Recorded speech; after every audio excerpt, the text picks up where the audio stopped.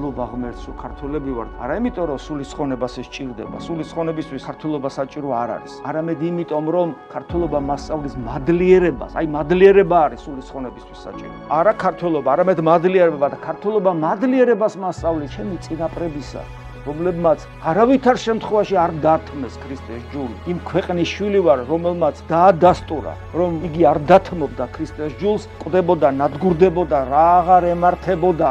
ქართველები ვერ გაგვტეხეს და რო ვერ გაგვტეხეს, იმიტომ ვართ მე და შენ ქრისტიანები. ყოვლადწმინდა სამება ღმერთის შესახებ სწავლება და განკაცებული ღმერთის სწავლება, აი ისე მივიღეთ თითქოს არაფერს. სინამდვილეში ეს ცალკე სასწაულია. ამიტომ ჩვენ გვმართეთ მადლიერება ჩვენი წინაპრებისადმი და ღმერთისადმი, რომ აი ამ ქვეყნის შვილები ვარ და საქართველოს მართლმადიდებელი ეკლესია იმის საშუალებასაც გაძლევთ, რომ კარგწმენასთან ერთად სამშობლოს სიყვარულის განიმტკიცოთ და უერთგულოთ კიდევაც თქვენ სამშობლოს.